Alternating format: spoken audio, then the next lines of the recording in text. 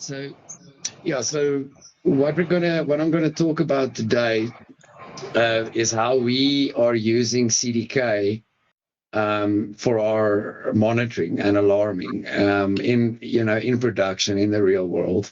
At the company that I work for, the company is called Digitata, and we're in the telecoms industry.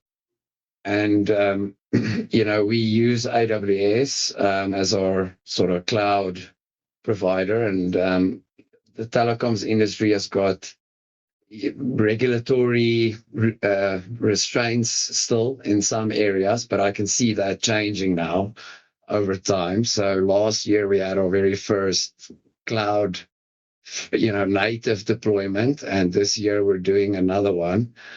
But the reason I mention that is, we work in a space which I think could be familiar to other companies as well, where we're in a transitioning period, right? So we've got on-prem deployments, we've got existing customers, of course, we've been around for around 13 years now, and we've got, cloud native customers. So what we built here and what we needed is a centralized monitoring and alarming platform that covers both use cases, right? So both all of our existing on-prem deployments and any new deployments, right, that could be cloud native. And the way we did that was by basically leveraging Cloudwatch together with StepFunctions and a little bit of Lambda. So we'll go through, the details and how that works. But the key thing for me here was the CDK is what makes this, possible and really easy to use for us. I'm the CTO at Digitata. That's my role, and we're in the telecoms industry, as I mentioned. And what we basically do is we change the prices of data bundles and voice calls over by hour and by location. That's what we do. Right. So let's get to it. So, what this is about alarming, but also not clicking on a GUI, right? So you want to create alarms just as you deploy all your other infrastructure, right? To be clicking in GUIs and setting up alarms in GUIs doesn't scale.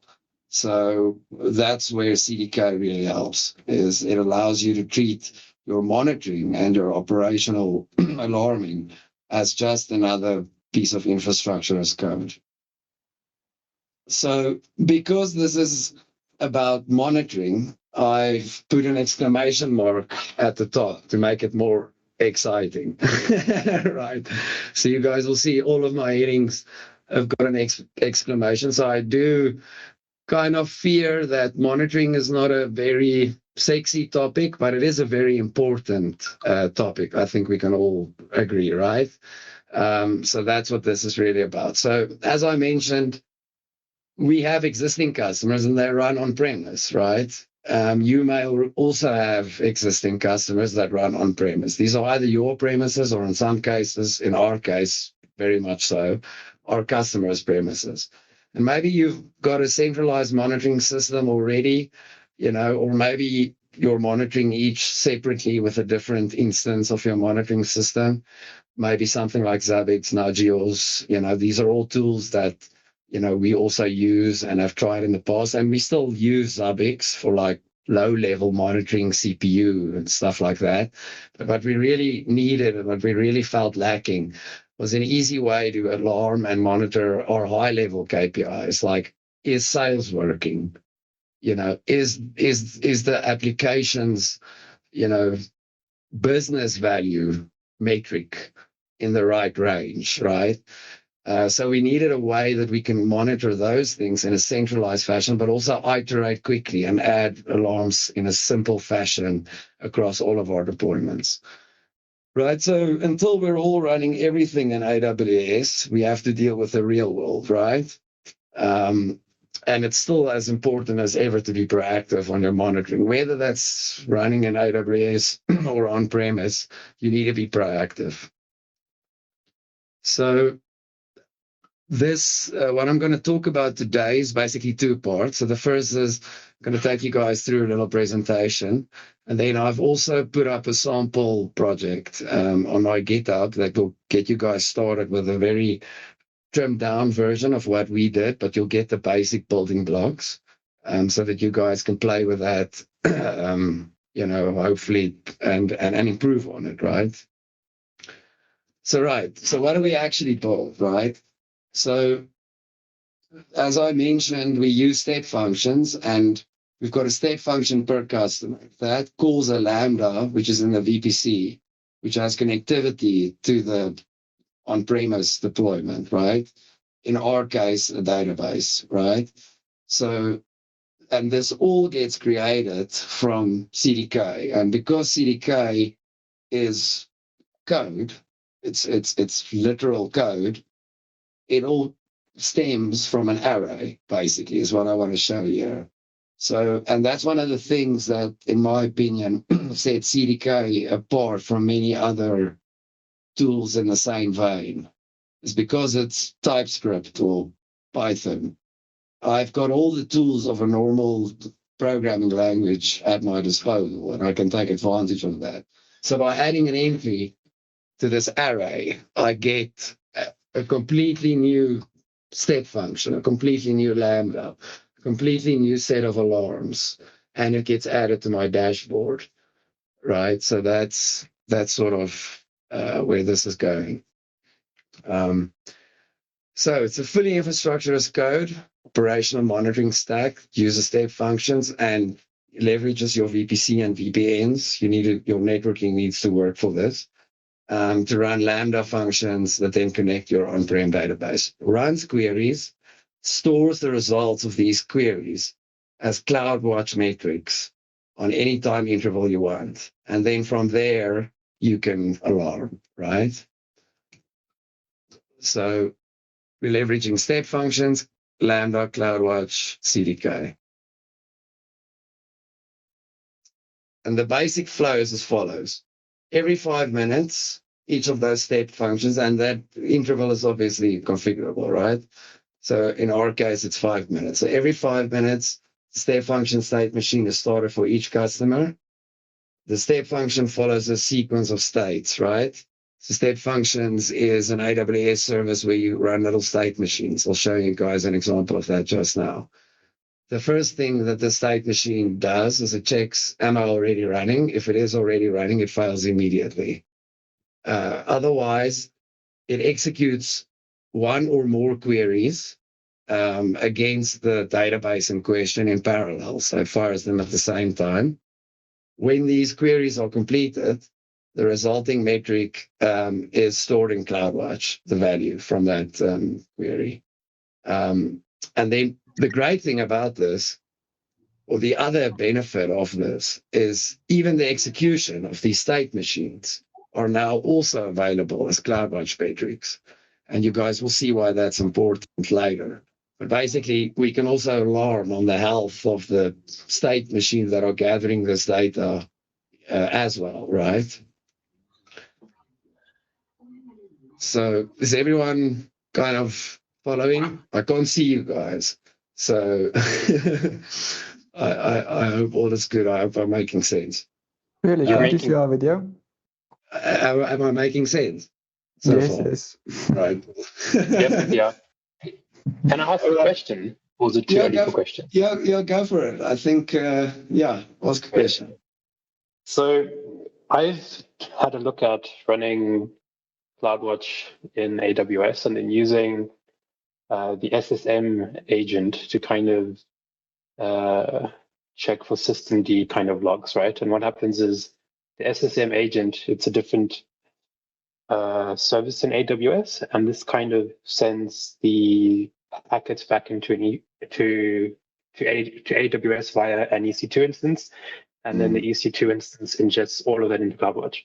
And the way that you kind of done that, I don't know if you're still using an agent on your node, or you're using SSM, you're using step functions to just make API calls. Now, there's no agent required for this. So basically what we're doing is the Lambda fires queries against our operational database that's running on-prem from AWS. And that is how we're gathering the metrics. So I didn't want another agent to manage for this. We still use an agent for like low-level kind of metrics, right? Like CPU usage, free disk space, memory usage, IOPS, stuff like that. So I see that as kind of separate from what we did here. The kind of goal for this was to get really high-level alarms, right, and KPIs. But no, this doesn't require any change on your on-premise system, on the system that it connects to, which was also one of the key goals, because we have these 14 on-premise systems, right? I didn't want to make a change to each of them to have a centralized monitoring system. So the approach we took was to centrally call existing databases that already are collecting operational metrics and have been as part of our system for a while. But now we are in a position where we are really starting to, build the value on top of these metrics. We're unlocking lots of value because we've centralized it. Does that make sense? Does it answer your question? It definitely answers my question. I'll ask another one a bit later about that database stuff. But yeah, all very good. Great stuff. Thanks, Nico. Cool, no worries. Okay, cool. And then, as with all salesmen, there's more, right? So we've just chatted about the kind of main flow, but that's just the data gathering part, right? So as part of the stack, you also get a number of alarms, of course, because otherwise, what are you doing?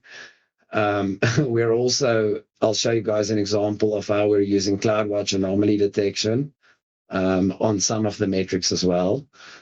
Another cool thing is in CDK, we create a single overview dashboard, and then all metrics, all important metrics, and alarm statuses are added to a single dashboard. So we now have like a single go-to Cloudwatch dashboard that all of our operations guys can go to or whatever. Then, as I mentioned just quickly, we also have alarms on the actual data loading itself. So if a customer DB is down for whatever reason, we get one alarm instead of 20, right? It just says there is a problem with the data. And one thing we also added was the idea of quiet times. So if you guys think about something like sales, right? So early in the morning at 2 a.m., everyone is sleeping, so you're not getting lots of sales. If you just have a static threshold, that alarm is going to fire every night, right? So you've got two options, right? So you either disable the alarm during early morning hours, or you try and get a threshold that always works, but that's never practical, because if you're selling, 50 at 1 p.m., that is a problem. But if you're selling 50 at 2 a.m., that's probably kind of normal, right? So what we've also added the idea of quiet times, where the alarms would be actually disabled during a certain start and end hour. Okay, so what are the advantages of kind of doing it like this? I mean, there are many alarming tools, there are many monitoring tools out there. So for us, or for me, the advantage is this takes advantage of your normal CI/CD practices, right? To also manage your operational alarms and your metrics. You're moving everything into the same kind of deployment lifecycle and development lifecycle. So now I've got a stack for my alarming, and I can have a development stack, I can have a production stack, right? You're leveraging infrastructure as code, so there's no clicking on GUIs, It's also serverless, right? There's nothing for me to manage. The step functions just run there somewhere in AWS, right? Same with the Lambdas, as you guys know. So in terms of additional operational burden on the business, this is very, very light. It also obviously leverages Cloudwatch. And I mean, chances are, if you're using AWS already, chances are good you're at least familiar with Cloudwatch. That was certainly the case in our business. And then the other big advantage is I add one piece of code, in the stack. I redeploy the stack and I get a new alarm and 14 customers at the same time, right? And that is a function of this using CDK. Same with changing a threshold. So, as a customer grows, you maybe want to, up the thresholds. This makes it easier to do that. Okay, and then think why StepFunctions. So the two main reasons we settled on using StepFunctions were for observability is the first thing. So previously, we tried this by just sort of having Lambdas that get called by Cloudwatch events on a cron. And that kind of worked, but when there was a problem or a database was down, it was difficult to debug. It's difficult to find the execution where that customer's queries failed or there was a problem. It also was difficult to alarm on the actual data fetching itself. StepFunction solves that. And then the other thing is it just makes it in your face and simple to block concurrent execution. So one of the risks with a data fetching system such as this is, let's say I'm running on a 5-minute, or let's call it a 1-minute interval. And let's say one of the queries starts taking 1 minute and 10 seconds. If I don't block concurrent executions, then every minute, I'm adding more and more load to an already probably overloaded database, right? Which is something that you don't want. So now we immediately failed. So those are the two big things I think helped us with StepFunctions. The other thing I didn't mention here is it just makes it easier to follow what's happening, right? And it's not like you're looking at the StepFunctions every day, because when this thing works, it just works, kind of, right? But for that odd case where something just goes wrong, just makes it easier to debug. And it also helps you run them in parallel. So I've talked a lot about StepFunctions. I did mention it's a state machine, but this is an example of one of the StepFunctions. And in this example, there's only one query, right? But in production, we've got some of these StepFunctions that we create from CDK that are running like 8 or 9 queries at the same time, right? So the very first thing that the StepFunction does is it just checks in Dynamo, is there a record where that indicates that I'm still running, right? If there is, it just fails immediately. Otherwise, it just writes a little record to Dynamo, and then it starts running queries with Lambda, right? So each one of these blocks, if there were more, would be one query that collects one or more metrics. And then once this Lambda is done, inside the Lambda, we just pop it into Cloudwatch. And then when it's done, it just deletes the record from Dynamo. And then it checks, was there an error in the Lambda, yes or no? If there was an error, it fails. Otherwise, it continues. And another thing I mentioned in passing was anomaly detection, right? So one of the things we're adding here, we have the ability to leverage with Cloudwatch and through CDK as well. CloudFormation is Cloudwatch anomaly detection.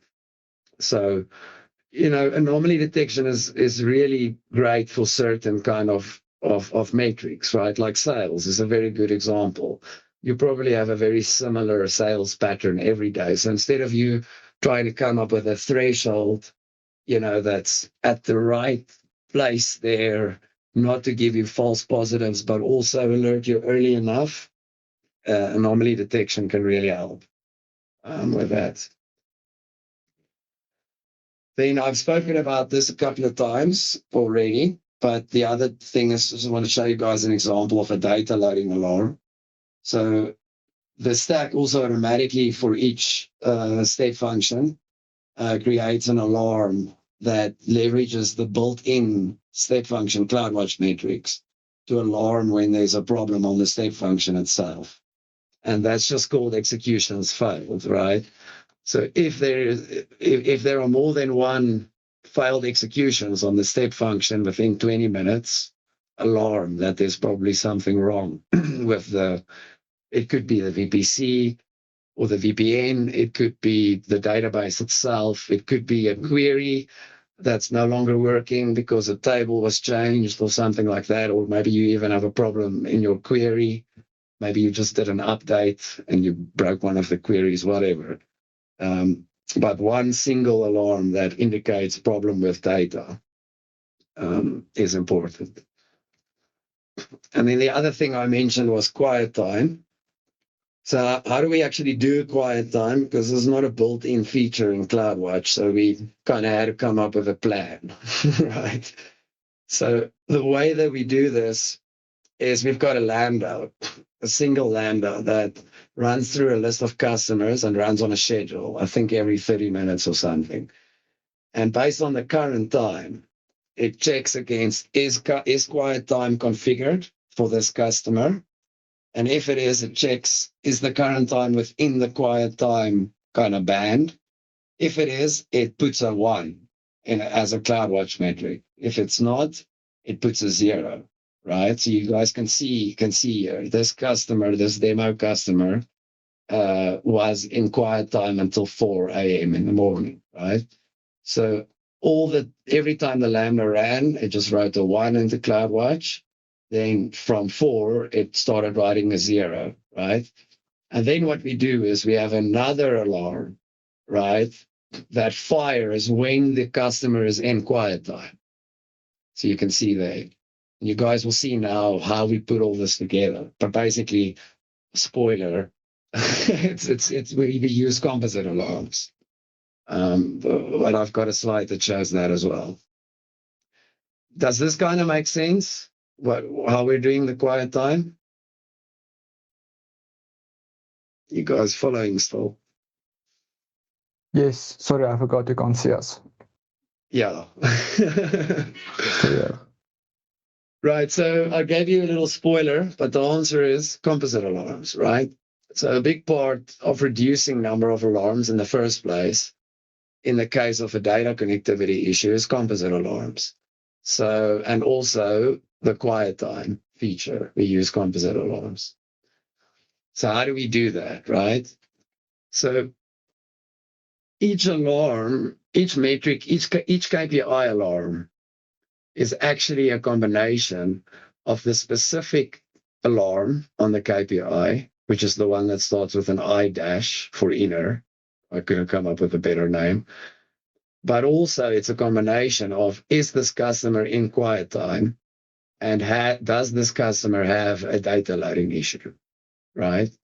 So by combining using composite alarms, these 3 alarms, this alarm will only fire when A, the customer is not in quiet time, and B, there is not a data loading problem. And that kind of looks like this. So this is how you set up composite alarms in CloudWatch. You write a little Boolean condition like this. So the actual alarm is the composite of not data loading and not quiet time, and the actual inner alarm that is looking at the metric. Right? All good? Yeah. So if there's any questions on this, we can take questions on this now, I think. Can I ask a quick question, Nico? Yeah. Yeah. I really like this idea of quiet time. I think it's going to solve a lot of our issues. Something we haven't implemented yet.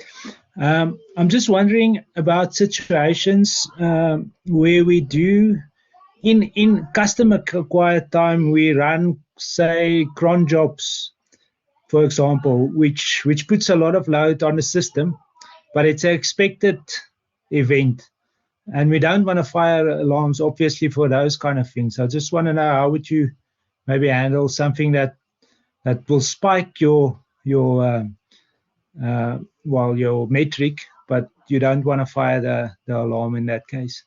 So I think there are a couple of ways to kind of approach that. That's a good question, because that is something that happens in real life, right? So I think I would start with asking, these spikes, do they last a long time, or are they shortish? How long does these spikes last? It's in general it's shortish. We kind of, I mean, we limit it also with concurrency and things like that. We do limit the spike. So, but in general, let's say a short event, maybe a 5 to 10 minute thing, yeah. So one thing you guys can maybe look at is just to set your Cloudwatch alarming threshold in terms of time, just to make that a little larger, right? So maybe choose any 5 points within a 30-minute window, right? Could be one way.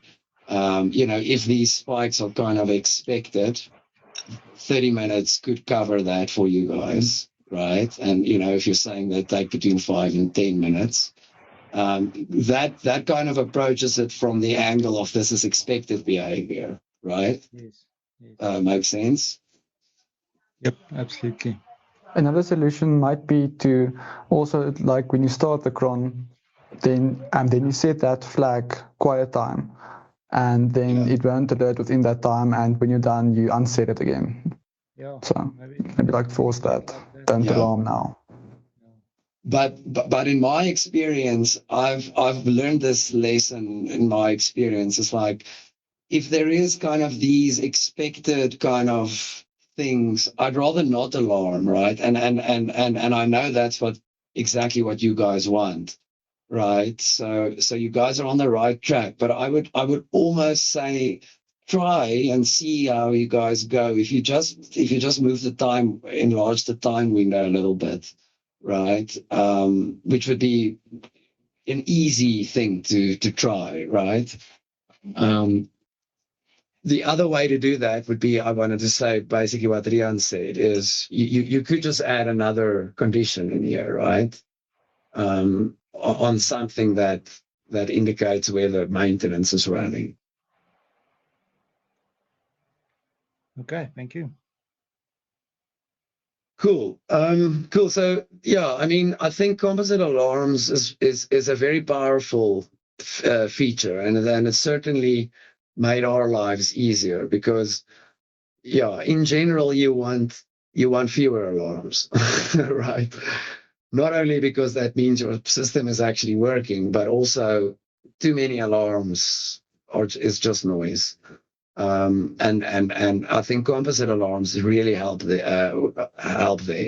And this is a good use case that was just mentioned. Is if you have a certain piece of your system that you know is going to cause other alarms, you could just write a metric and put an alarm on the metric and inverse in a composite alarm. So it's a very good real world example. Then, I've chatted a little bit about CDK. I'm not quite sure if everyone is familiar with CDK, but basically it's the cloud development kit, right? So it allows you to generate cloud formation. It's not the only tool that does this. I mean, Terraform, there's lots of tools, in kind of the same vein. But I really think CDK is set apart because of the fact that it just uses a programming language. I just write TypeScript or Python, and that creates infrastructure. And in this case, our alarming infrastructure. So CDK is broken up into modules.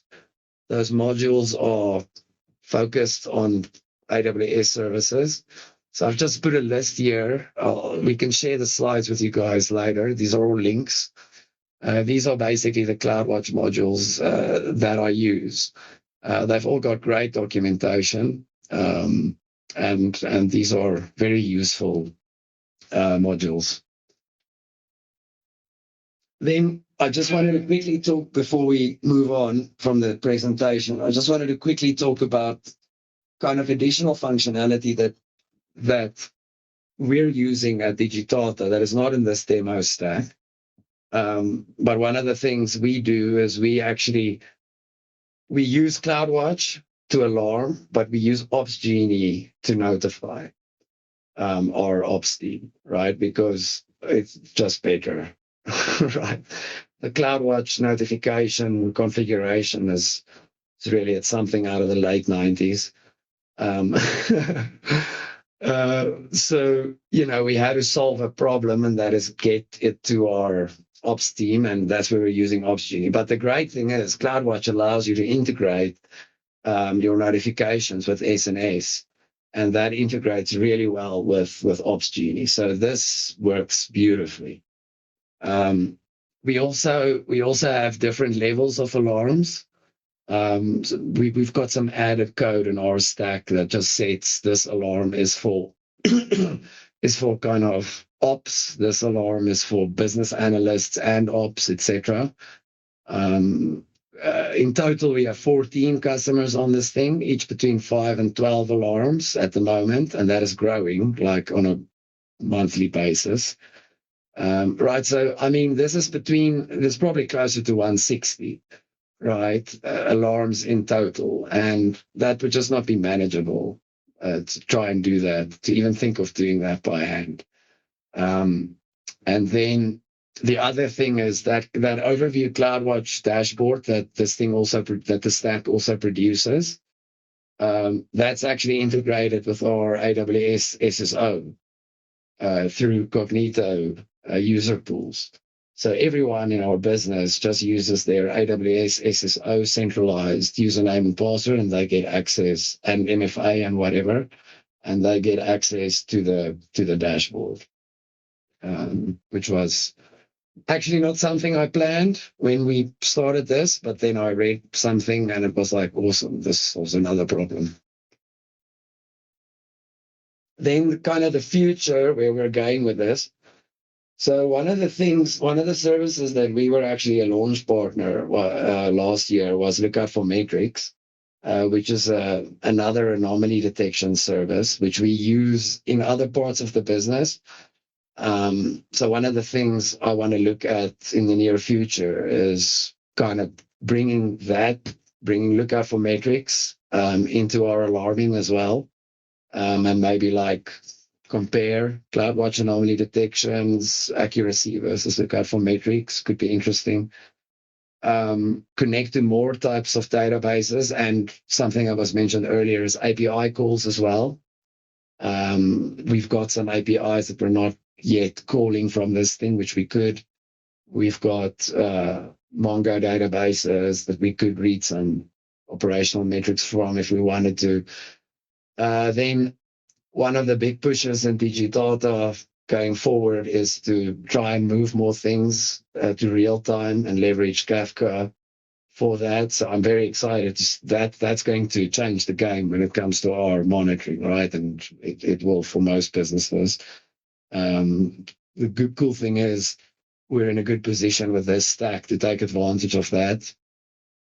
And then something I read, me and Rian actually chatted about this, is there were some new Cloudwatch functions. I quickly scanned that link, and they mentioned something around different thresholds depending on time of day.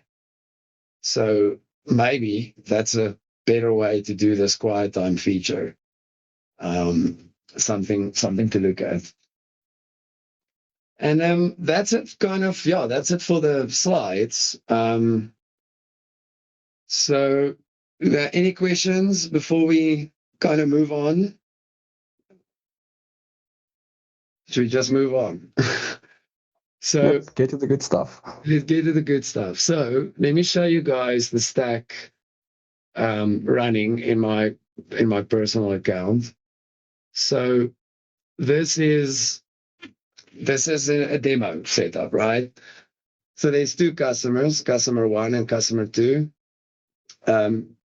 This is the overview dashboard that I talked about. So you get an overview dashboard. to get a dashboard for each of your customers individually as well. Let's just stick to the overview dashboard for now. So I've got 2 customers. You can see the data loading is working fine. Then this is also a composite alarm that alarms when any of these alarms are firing, right? So at a glance, you can see you've got problems, right? Stuff's going down, right?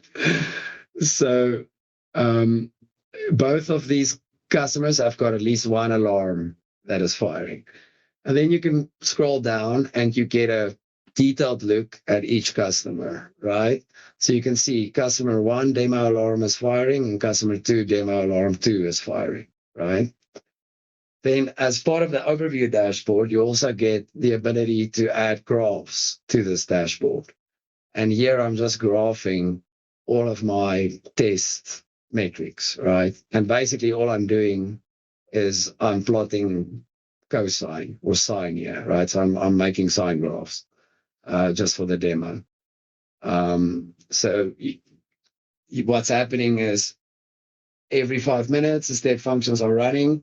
They're firing a query against Postgres, against RDS, but the query just says select sine or cosine, and I'm plotting that value. And from these values, I've got alarms, right?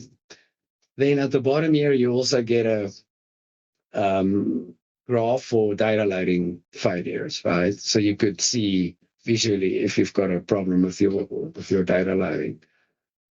So I mean, in general Cloudwatch style, I can change the sort of period there at the top, and if we go down, you guys can see I tested some data loading alarms yesterday. Cool.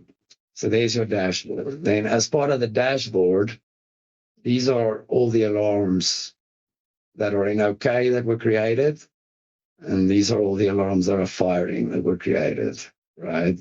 So even for these 2 customers with 2 metrics each, the stack is already starting to pay dividends, because it wouldn't be nice to try and manage even this amount of alarms by hand, right? So that kind of shows you guys the Cloudwatch angle of this. Then if we go to step functions, so you guys will see it created a step function for each customer. So I've got 2 customers. Then you get a history of each run of the step function, which is what I mentioned in terms of observability and monitorability, in terms of the actual data gathering. You can look past into each execution. So this was all good. It all worked fine, right? But let's see if we can't find any errors in here. This one looks clean. Let's go back. There you go, right? So we had data loading issues at this time. Now you can go into the step function. You can see where it failed. So this failed, and you'll be able to see the actual kind of stack trace, right, in here. Task failed. So I've had a problem, right, while I was deploying the stack, but this could be anything, right? It could be the database is down or whatever.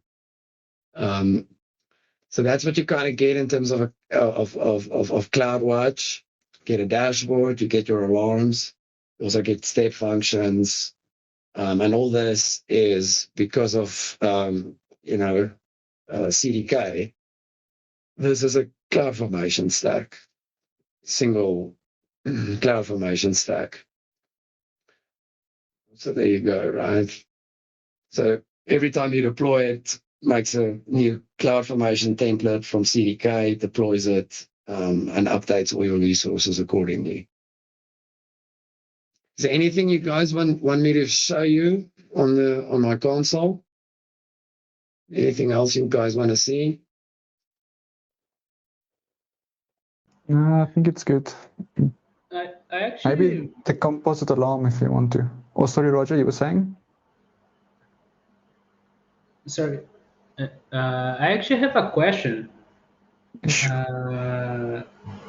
I could see that you're using standard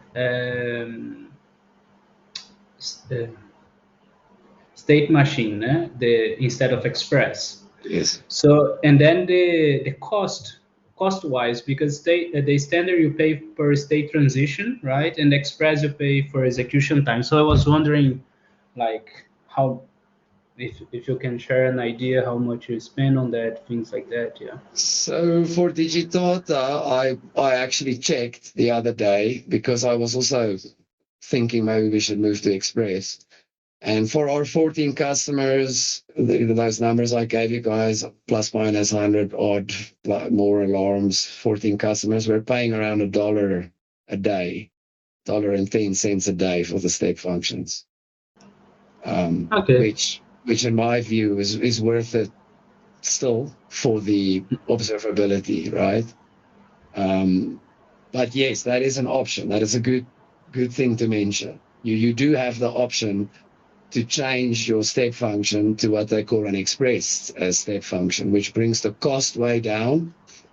But what you lose then is the ability to go back in time and see what happened, in the console at least, go back in time and see what happened to a specific execution. You could still just log that data yourself, into Cloudwatch or whatever tool. But like, as I mentioned, for $30, $40 a month for a business such as Digitata, at this point in time, it's still worth it. Yeah, definitely. Just that in my case, we were processing some IoT data and that was getting very expensive. And then we swapped to Express. That's what we did. Yeah. So that's a very good question. So, I mean, I think if you keep it to like every 5 minutes or every 10 minutes, I think the costs are decent, in terms of when you execute the step function in the case of this specific stack. And honestly, every 5 minutes has proven good enough for us in production, because most of your alarms are probably doing something like, if the value is above X for 3 data points within 20 minutes, right? So what difference does it really make if you hammer the database every minute? Not much. So you can stick to 5 minutes or so. No, thanks a lot. Cool. Then, so this is we can click and play with the composite alarms if you guys want, but this is an example of the composite alarms that I showed you guys a screenshot. So, I mean, this is the demo alarm on one of the metrics, right? So if we go into the inner alarm, you guys will see that this alarm is the one that is actually alarming on the metric, right? So this is alarming on the metric. So whenever the value of my sine curve is above whatever, it alarms. You can see it alarmed there, right? That is the inner alarm. So the top alarm I call the same, but this is the one that is actually looking at the metric in question. But this alarm only fires when the quiet time alarm is not firing and the data loading status alarm is not firing. Okay. We can even go into the quiet time alarm, okay. and it should show quiet time this morning. So this alarm is checking the quiet time for us, the quiet time metric. Then if we go back, let's say a day or a week, yeah, there you go, right? So I've set the quiet time up to start at 12 and stop at 4. So the moment it hits 12, it makes this a 1, which means the quiet time alarm is firing, and then it unsets the quiet time alarm. And because the quiet time alarm is firing, the composite alarm will not fire, even if the metric is below the threshold.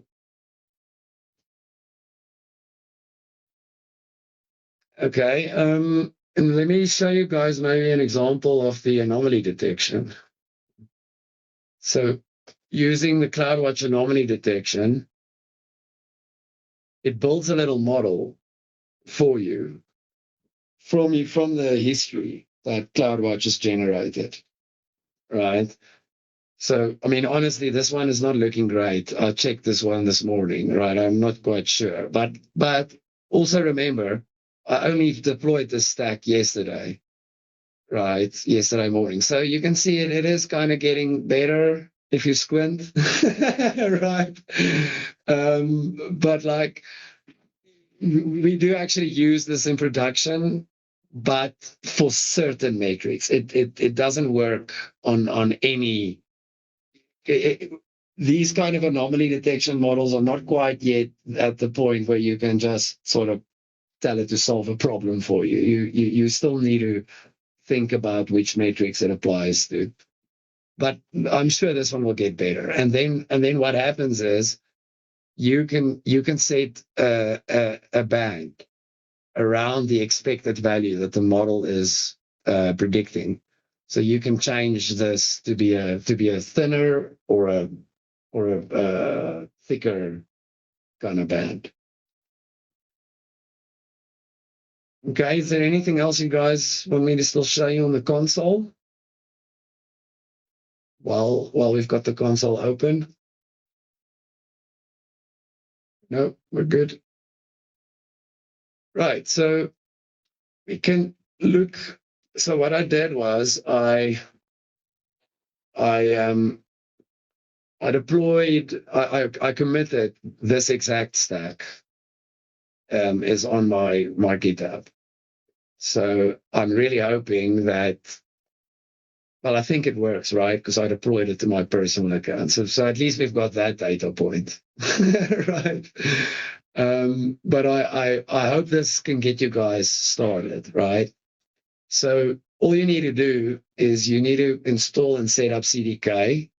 There's good documentation from Amazon and also on the GitHub, on the CDK GitHub, just to get you started, so set up CDK. And then all that this stack requires is just start one RDS. Could be the smallest RDS in the world, dev instance, no multi-AZ, nothing, right? Just start an RDS in your account and then change these values appropriately, right? Then the stack should work, because then it should be able to connect to Postgres, run the demo queries, return values, start putting things in Cloudwatch. You'll get your alarms, you'll get your dashboard, stuff like that, right? So we can, and then I just quickly wrote down, you can change the queries if you want by just editing that file. So these are the queries I'm using. So as I mentioned, I'm just like doing cosine, but like in the real world, this would actually pull some important data from your system. Then we can have a quick look at kind of the stack. So yeah, so CDK. So I'm using TypeScript here, but CDK supports many other languages. Python is one. I think it also works in Java. But this is basically where it all starts, right? This is this customer array. And in the array, I can have 3 customers, I can have 10, I can have 20, it doesn't matter. So as I just put all of the data in there. And then as part of each customer, you can also set the threshold for that customer, right? So this could be a 6 for this customer, it could be a 2 for that customer, whatever. And you can set quiet time. It's optional, but you can set it, right? So I set it to 0 and 4 for customer 2. One of the things maybe some of you can appreciate because of legacy issues is we also have different versions, the same system, right? So database schemas is slightly different, even though we all dream that everything is always the latest version. Practice, it's not always the case. So we have built in a little concept of version in the stack where you can tag certain queries that the Lambda will run with a version, and it will read the version from the customer. so that mechanism should still be in place. I'm firing the same queries regardless of version in the demo stack, but it could be different. Okay, so that's kind of the customer's array where everything starts. And then what file is this? Okay, so this is what actually creates the alarms. So there's one single interface that your alarming code needs to implement, right? And it's just a simple create alarms and return an object, right? So cool thing about TypeScript, finally we can do types in JavaScript, right? So you might just follow the kind of type interfaces here. But basically, here's an implementation of that interface for the demo stack. So this is what it looks like. So in CDK, to create a Cloudwatch metric, you use the Cloudwatch CDK module, right? So I just import that module, and then I create two metrics, right? So the first one is called test metric, and the other one is called test metric 2. It's in the demo namespace, and the value of the dimension, the key of the dimension, is the name of the customer. That is the arguments that get passed to this function from the stack itself, right? Idea being, you shouldn't really need to change the main stack. You should be able to just change the alarms and add more types of alarms by changing this file. Then because I have a metric, two metrics, I can now create Cloudwatch alarms, also using the CDK Cloudwatch module. And you can see I think they did an excellent job on this Cloudwatch CDK module. Yeah. Just zoom a bit there on your browser if you don't mind. I don't think the people joining the browser can zoom. I forgot about that. Thanks. So this is the interface I was talking about, right? So you just implement this interface. The interface gets passed the customer and the namespace that gets set by the main stack. Then this is an implementation of that interface. So using the CDK, that is the CDK Cloudwatch module that I import under the Cloudwatch namespace, right? So this is straight out of straight leveraging the CDK Cloudwatch library. So I create two metrics, one called test metric and one called test metric 2. Then, of course, I create two alarms. One of them alarms on the first metric, one of them alarms on the second metric. And then I create an array with these two metrics with the alarms together in the array. And I basically return that array back to the main stack. So now the main stack can keep track of all the alarms and whatever. And everything, all the metrics that you put in the KPIs section of the return type goes into the graph that you guys saw on the overview dashboard. So that's basically the two things you can play with. So you can create your own alarms, your own metrics, return the alarms, and return one or more of the metrics, and it should show up in the Cloudwatch dashboard in the graph. Any questions on the alarms and the metrics in terms of CDK or it's pretty cool, I think. I mean, I wouldn't want to write this in CloudFormation. That's what I'm saying. Right? That's not fun, right? It's a lot more fun to do this in your favorite IDE and your favorite programming language, right? Yeah. Okay. Cool. Then which file? So this is the queries. So these are the demo queries. I think I'm just using costs, and I'm doing a little bit of math on the timestamp to make it do this just for the demo. This would be your own query, right? That actually does something useful. And as you can see, I've got a query. Oh, I actually do. I've got a query that works for version 1. and I've got a query that works for version 2. So as you can see, we've got on-prem deployments, and they're not always the same. So we need to take that into account, and we do that through the version. Then this is the main stack. So this uses the 3 files I've showed you already, the customers one, the alarms one, and the queries one. And this just puts everything together, right? And again, I mean, the magic here really is CDK. I just put the code together. I just put the modules together. So I create a table. This is a Dynamo table where I store whether it's running or not. You'd probably, in the real world, want to uncomment this, put your own VPC in here, right? So that it actually can connect to your resources. This is the Lambda that does the quiet time, that runs on a schedule. This is just some IAM roles. And then right?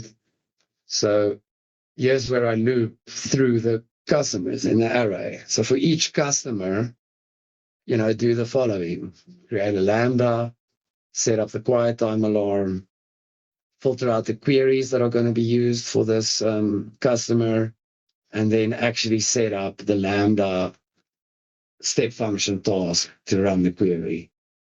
And we're adding all of these onto a step function, an array, which then is used to create the step function from. So the cool thing about the step function CDK module is it almost starts to blur the line between what is my stacks code and what is the code that makes up the step function itself, right? Which is quite interesting. I think there's a lot of potential still in that step functions module. And that's basically it.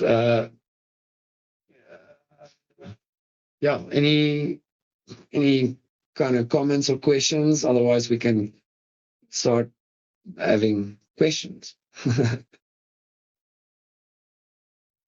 That's awesome. Thanks, Nico. I just want to comment that the poor employees at Digitata, because it seems that your quiet time is only between 12 and 4. So, hey, man.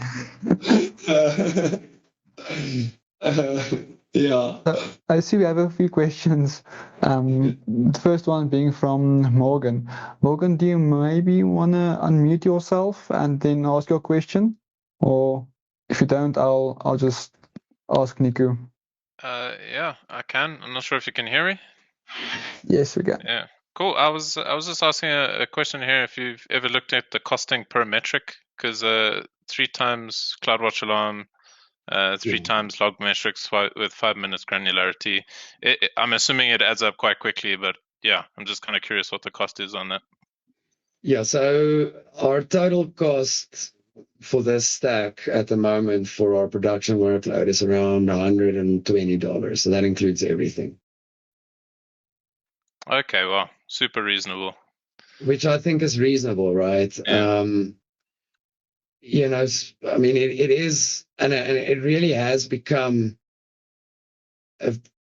it's kind of the first, I mean, I don't want to, brag or whatever, but it is kind of the first time that I can see people are really starting to trust the alarms at Digitata. So we were getting there, right? So, I mean, $120, $140 is, I think, reasonable.